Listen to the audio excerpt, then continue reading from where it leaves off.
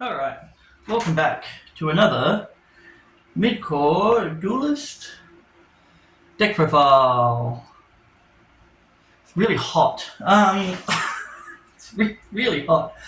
Hope you can't hear that fan in the background. I thought even face. I'll just turn it off.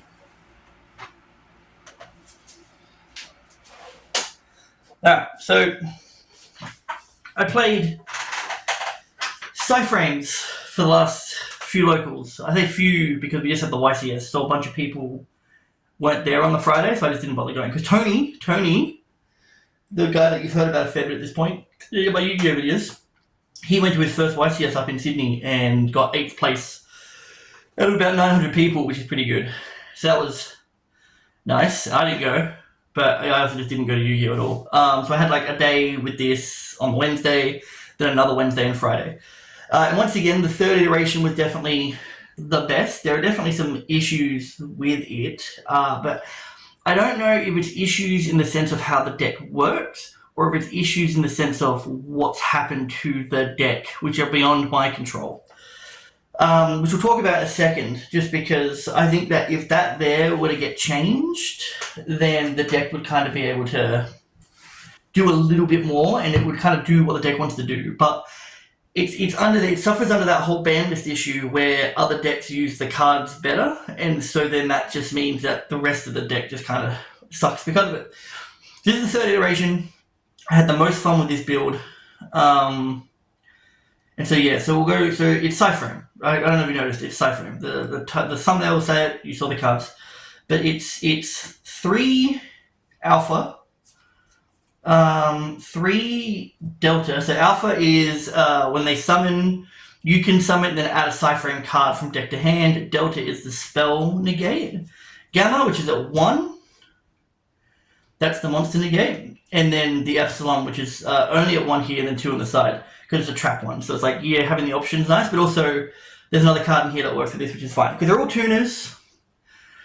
They can all be ashed, but none of them once per turn. Just so you have to have no monsters on the field, because they can be ashed because you can summon. You can summon a driver. They can be ashed and belled because you have to summon a driver from deck, hand, or graveyard to do the thing. And then you've got like 8 stars on board, but they get banished at the end phase. And there's some cool stuff that you can do with this deck, I think, just from playing it and just the cards that are out there. And then just 2 driver.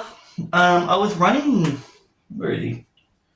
I was running a multi-threader for a little bit at one point. Yeah, I was running a multi-threader at one point as like another name, because this build that I'm showing you now, I was going second with.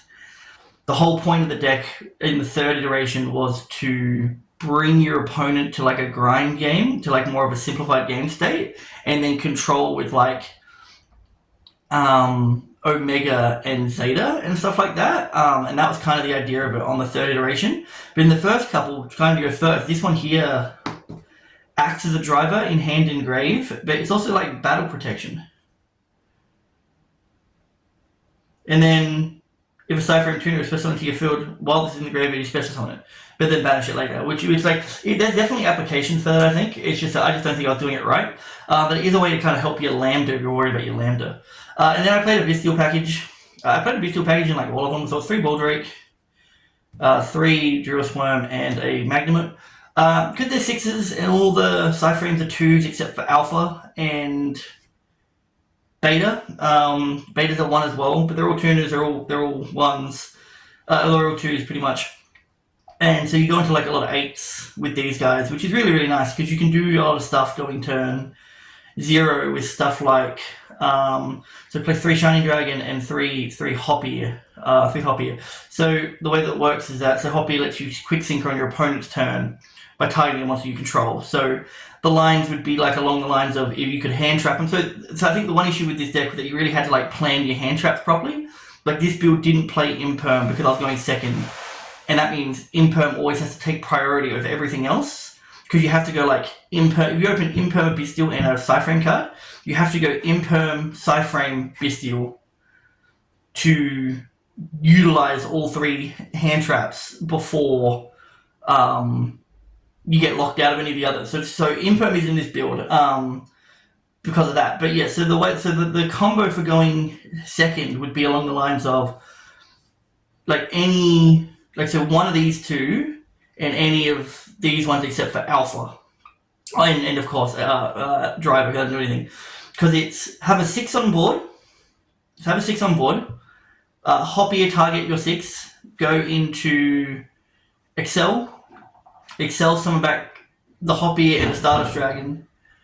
Quick Synchro again into like Dissipator. And then Shiny Dragon target the Excel to summon itself back out to go into Crimson Dragon. Then Crimson Dragon can target the 10 to go into another 10. And so you get that on turn 0. I got it off a couple of times, but you do need all 3 cards, like 1/1 and any of that kind of combination to kind of get that done. And then your interaction from there, like if you get a Magnum or a Duelist Worm on board, then you time it just so then you get the most out of it. And then some random one-offs, which I kind of regret. Just Vados and Draw and Lockbird. And the reason why is because... So I run evenly. You'll see in a second. Like I'm just going to explain it as we go, just so then it's not too like, oh, why is he playing these cards and having to think back to it. So I'm playing a 10. I'm playing one of the Crystal Clear Synchro Winged Dragon, or whatever, the 10. And that if it leaves the field by your opponent's card, you can add a Winged. So I was playing Droll at 1. So then if that left the field, I can just add a Droll and then be able to once again like keep the simplified game state going. And then Vados, so the thing with Vados, which once again, these were just tests, these never came up at all, I never opened any of my one-offs, so it didn't really matter, I think, but I would play the deck without it next time. But the whole point of Vados was that if I'm stuck, if I've got like an evenly in hand, but I can get a couple bodies to board, or I already have a couple bodies on board, I can like link off into Dark, crash Dark, add Vados, and then I can evenly at the end of battle to get the board state down again. But then that's just the only reason why these are here is because sometimes I'm like, why don't I want to use the effect, like every effect of a card? Why do I not always want to be able to get every effect of a card out? And sometimes that can lead to my downfall, but sometimes it's worked. Like I was playing Dark Spirit Luna, or Luna the Dark Spirit in Rescue Ace at a 1-of, because people were princessing Dark and not Heater, because Heater can add any like of the Snake Eyes cards. So they were princessing Dark, but then when Dark got popped, I got to add Luna and keep going.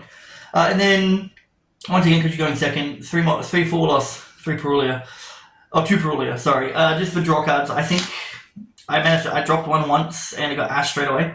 So that's the monster lineup. It's pretty, like, it's not bad. Like, honestly, if we're going second, I think it's fine. I think it could use probably more monsters, but once again, Gamma being at 1 is an issue. I think if it was at 3, the list would be slightly different, which we'll go over later. I want to tell you about the other iterations too that I tried earlier on. But then for spells, we've got 3 Psyframe Circuit. This is the field spell for Psyframes. It lets you quick synchro on your opponent's turn when a Psyframe summoned. Not even by its own effect, which means you can E-Telly a Psyframe out and then get to quick summon that way. And then it also has battle protection by discarding a Psyframe monster, and then they gain the attack of what was sent, which is a way to kind of save your Lambda. 2 Psychic Field Zone. I think for going second, you definitely play 3, but this one here is you select 2 Psychics, a Tuner and non-Tuner that are banished, put them back in the grave, and then synchro summon. Or whatever you've done to a 7 or an 8. So I think you do need, especially 1 Psychic type synchro monster from your extra deck in face-up defense, which also means that it's not properly summoned, but because you're using like Omega's effect, I think it forgets pretty early. And then a 1-of Synchro Rumble to search off of Crimson Dragon when you summon it. This 1-of I did actually open once, and it did something, so I didn't really care. I thought that was fine. I think Synchro Rumble you could still play. And then it's 3 Droplet, 3 E-Telly, and then spell traps, evenly matched. So Droplet and Evenly are just like to break the board, because they're not really putting up negates, but like I think Desiree is still a problem if they do want to play it. And then also you just get those lines where you just go evenly, chain Droplet, send evenly, and then negate the thing that's got an Omni on it. And so that I think the lineup was pretty good. The format really, like, once again, I think like it being Psyframes and having Omega and Gamma at 1 definitely hurt the deck a fair bit. And I think if those cards were up a bit, like I talk about what I think a good deck list for it would look like, that I think. Like at the end after I do some other stuff. But yeah, so extra was like the 1 Zeta. Because you don't really need more than 1. It does like, because you don't make a whole lot of 7s very often, but it does kind of help with like keeping the board away from link monsters or being able to protect yourself from battle because you just like summon Zeta. You summon Zeta and then you start banishing off their links and stuff. So you can keep them if you get it in a good rotation. Like even 2 Zeta, I don't think is a bad idea. Because if you can get it in a good rotation where you've got it constantly, you can keep them on pretty low attack monsters fairly often. One Clearwing Synchro is just another 7. It's probably not necessary, but I do think that it's not too bad. A lot of stuff like I think the Engravers are all 6s, so when they activate their effects, you can negate it. Requiem targets Engraver as well, so they try and go for like an out to any of your board. You can just negate that as well, which is cool. But then you got the Bestials as well, so I think it's cool. It just doesn't come off as much as you think. The 1 Omega, this should be at 3. I think if you could really control the board with Omega and just like kind of keep ripping the cards out of the hand. He's a big dude too, so I think if Omega was at least at 2, I think the deck's power would just kind of go through the roof. Because there were plenty of times where I'm like, oh, I could make an 8, but I can't make an 8, you know, and especially with like Psychic Field Zone, if you get like more out that way, it's just, I think it would just like open the deck up a whole lot. And then there's like, so that's Excel Synchro, that's Stardust. So I don't know why I didn't grab it out of the box, but I forgot that this had to go in until I was doing this combo. And I was like, oh, I need a Stardust Dragon to summon off of this thing. And I completely forgot. But it's like, that's a Stardust Dragon to summon off of Excel, and then you summon back the 2, and then it's quick sync. Packbit, this card's cool. Just put something in the back row on summon, and when it goes to the graveyard, it does the same thing. No, it's special summons. Wait, no, yeah, so on Synchro, or sent to the graveyard, you can target one monster in your graveyard or one face up monster your opponent controls, discard a card, and if you do, place that monster in the spell trap card zone. And then if this is in the back row, you can special summon something from the back row, from your spell and trap card zone. So that actually kind of works with a few different decks, but it's just an 8, so you know, it didn't come up, but I think it's cool. I would like to use it more, but it's like whatever. And then 1 Dispater, that's your 10. That should be your going first combo. That normally should be like what you do first. The only issue with this is if you don't go through a Bestial, then you'd go into Changing instead if you're doing the full thing. And then, you know, this comes off of Crimson Dragon because you're never summoning this normally. You're never summoning this without cheating it out. And he's cool.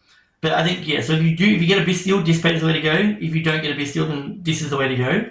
Especially if you still got a Bestial in hand too, and you haven't just done it yet, because you want to like kind of maximize your. You guys are smart, you know what you're doing. Then the 1 Crimson Dragon once again for the combo at the start, and then links. It's just Little Knight, Anima, 2 Lambda, and then a Dark. So Dark was to crash and stuff like that. Well, I crashed my Druid's Worm a lot. Playing against Blue Eyes. That deck shouldn't have target protection. That deck shouldn't be protected at all. That end board's way too much, but whatever. And then Lambda allows you to activate your Cyframes from hand with monsters on the board. And if a psychic monster on your field gets banished, you can add a Cyframe in the end phase, which is really nice. So I think the extra deck's cool. I think it's a really unique extra deck. I don't know why. I think it's just because like playing Zeta's cool, Omega's cool. I don't mind Crimson Dragon, but Crimson Dragon just like enables like crappy end board. But I think if you do stuff like that, where it's like, oh, it's just a couple of negates, you have to deal with the turn 0 part, but it's not hyper consistent because you have to add like open like a 3-card combo. But your 2-card combo is fine as well though. I was also playing Asgard at one point, but this thing never came up. Like honestly, it's either this or Packbit, and I think that like if it really does come down to like you can probably get rid of Dark, you can probably get rid of a Lambda, you probably don't need 2 unless they're going second build.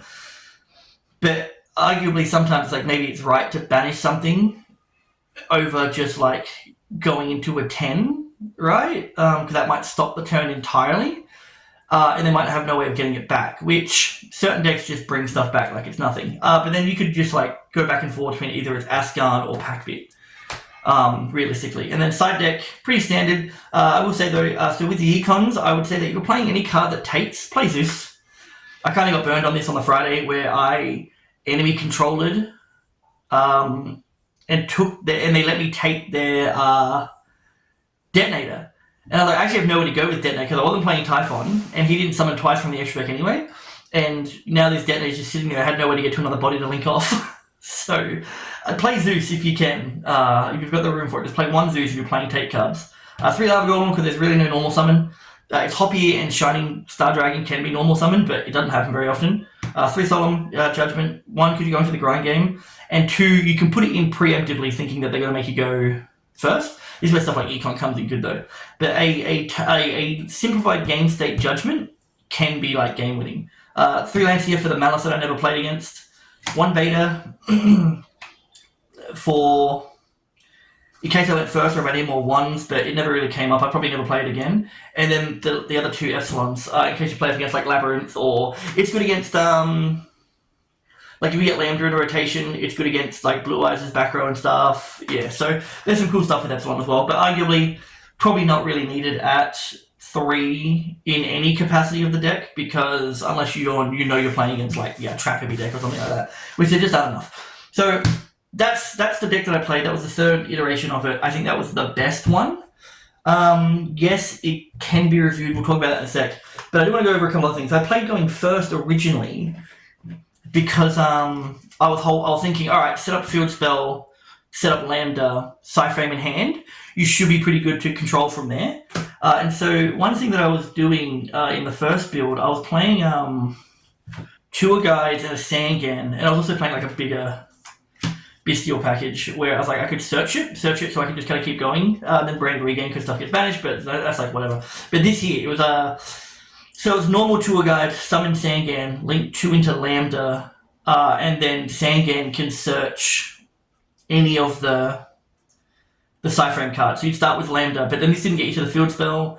Tour Guide got stopped a lot, and the issue with Tour Guide getting stopped a lot is that if you don't have extension, because I was also playing the Fiendsmith stuff in this, so I had 2 ways of getting to Lambda, if possible. So either I could end on a Lambda through this and like a Caesar, or I could just use the Fiendsmith stuff to get me to a Lambda. Which the issue with this getting impermed is like you're left with a body on board, and you can't get rid of it because the Psyframes are all no monsters. You have to control no monsters. I argue you should control your monster zone should be empty, like Sky Striker, but whatever. So this here was pretty easy to hit, and it bricked me up more than anything in the sense of getting impermed on it just meant that you just lost all your Psyframe cards too. And then the Bestial Rebellion ended up being a lot more bricky as well, in the sense of, alright, you go Rebellion to grab a Bestial. Rebellion could be anything else in that. And then I was playing Psyframe Overload, so this is the continuous trap, where you banish Psyframe monster from your hand or face up field, target one monster on the field and banish it, or target one card on the field and banish it face down. So like half of me was thinking, what about like a Kashtira version of this, where you play like 3 of this, and all the Psyframe cards. Once again, though, Gamma is still like the thing, because if you played a bigger Kashtira suite, you could still go into Lambda through like Birth and the fact that you can normal summon a 7 and stuff. So that's pretty good as well. Once again, like the field spell is still just something hard to get to. And then this here can recycle by banishing it from the graveyard. And then this is the one that Jade came up with as a way to get to Lambda, and with like very few bricks in the deck. I'm pretty sure like everything kind of does something to some degree. So as a way to get Lambda, where's that card? And a guaranteed Psychic in hand, right? And then I think with 1 E-Telly in hand, if you had 1 E-Telly in hand, so if you opened, so how it's 3 4-Mud Skipper, a Reich and a Rival, 3 Parallel Exceeds, a Reich Phobia, and then it's like ADF, Time Thief, and Scare Lightheart. So if you opened an E-Telly and the 4-Mud Skipper, you could get to Field Spell, Psyframe in hand, Lambda off of this and an E-Telly. So the way that it worked was that it's like normal 4-Mud Skipper, effect revealing the Lightheart, link 1 into the Lightheart, like probably chain 1, chain 2, depending on what you need. So you'll grab Reich Phobia off this, and you grab Parallel Exceed off this, right? You play the Reich Phobia to grab Reichheart, you special the Reichheart, grab the Arrival, link 2 into the Lambda. That sets off the Parallel Exceed, which is another Parallel Exceed, They're both 4s.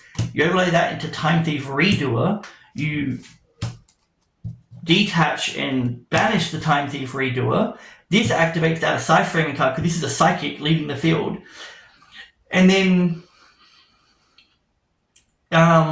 if you have the E-Telly, which I don't have on me, you can go Scareclaw Arrival to summon back the right card, E-Telly for a 1, so you can do E-Telly for Alpha, right? And then that gets you into Ancient Fairy Dragon, and Ancient Fairy Dragon pops this, grabs Circuit, and then you're sitting on this Lambda, this will come back, Scythe Frame in hand, Field Spell, and that should be with 3 more cards in hand if you've opened nothing else. So that there was pretty cool. It might be like, I would probably add this in if I was playing probably the Kashtiras. If this was a tuner, that'd be great, but it's not. But yeah, I think that was a really, really cool combo. I think I pulled it off like once because it is a lot of moving parts. It can just be stopped decently easy. Like 1 imperm on the Light Heart is enough. But that's why I like stuff like the Kashtira already being in rotation is good. If you're going that way, or if you're playing the Fiendsmith stuff, then that there can help a fair bit in the way of like extending through. So that's kind of the thought process behind it. I do think that if we're talking about like perfect deck, or like what I think a good looking variant would be, just let me kind of.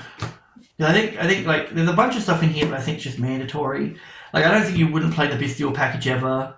I do think it'd be along the lines of like let's try and stick this to 40. I think but if we go like 3 Alpha, because that's your search and your whatever, right? And that brings out a 6. Your 3 Delta, because spells are rampant. Now if this was at 3, I think if the perfect build would be like this at 3. Right?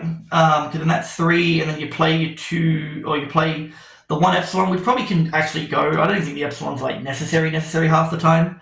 Because normally when you're getting impermed, you're getting impermed on stuff that you can't continue to go with. So like realistically, I think Epsilon could go. It could just be the 2 driver, and then you'd play like the full Bestial suite. I'd probably never add in Saramir, unless it all got limited. Like, so this is probably the best. And then I'd probably still do the Hoppier and the Shining, right? So what's that? That's 3, 6, 9, 12, 15, 18, 21, 24, right? And then add in the Mulch Armies. That could probably go up to 6 as well, realistically. Like, let's say we do that. So it'd be like that. I'd say only play 1 of the Circuit and 3 of the Frame. I think Psychic Field Zone, I think 1 Circuit, 3 Frame, or 3 Field Zone, just to really kind of get it going. E-Telly is just a given because they're all under level 3 Psychics.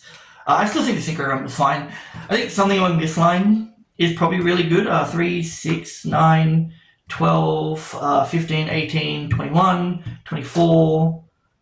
27, 30, 33, 36, 38. So you're sitting at 38. And then if you really want to, because there are some bricks in here that you don't really want to draw. You just, I think Droplets and Evenly Match are fine. That puts you at like 40, 44 cards, I think. It puts you at that. I think like, if you had Omega at 2 or 3, I think the deck goes up. I think playing this at 3 going second is probably like mandatory. I think keep Epsilons in the side. I probably wouldn't main it. It just doesn't come up enough. But I think just in case you do, you want to be ready for it. Epsilon's crazy.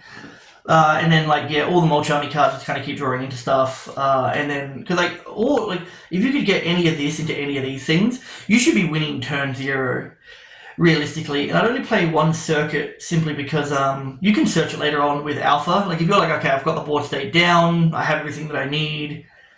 I can add Circuit off of Alpha another turn, and then I can keep playing like that as well.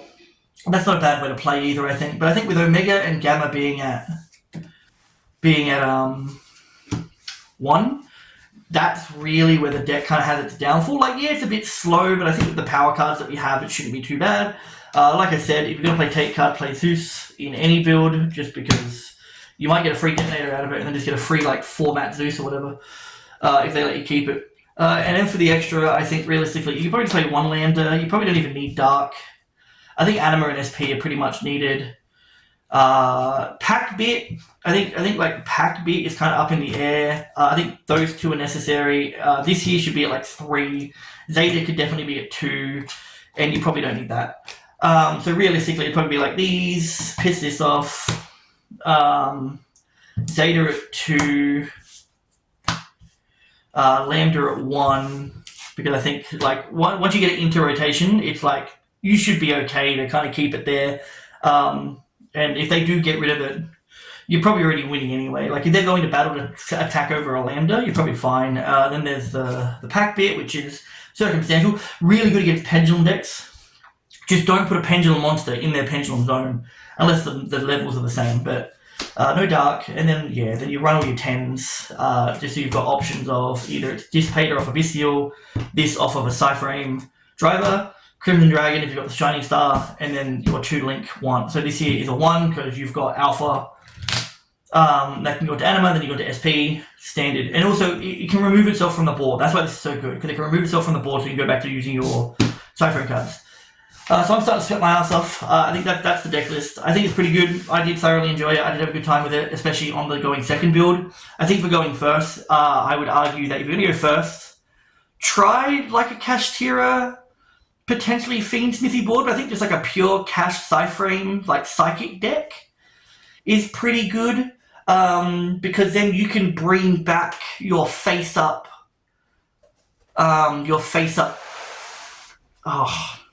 Kashtira cards off of Psychic Field Zone. So I think you've got some pretty cool stuff that a Kashtira version can do, which is probably going to be the next version that I do with it, but I have other stuff in mind at the moment. As always, I try to do this for like a week, see what the deck can do, see what I can come up with, and kind of go that way with it. And that's about all I can come up with right now.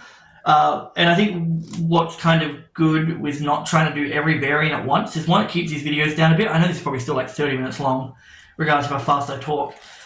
But I also think that it gives me time to go off, learn new stuff from other decks, and see if anything can be implemented in a previous deck. But also it just means that review episodes come up at some point where it's like, I went back to this and tried something new, and this is the end result. So I actually I think I only won 1 full round out of all 3 locals, which is really bad. But there were just some cases where, like I said, like an Omega, like a second Omega would have just opened the game up.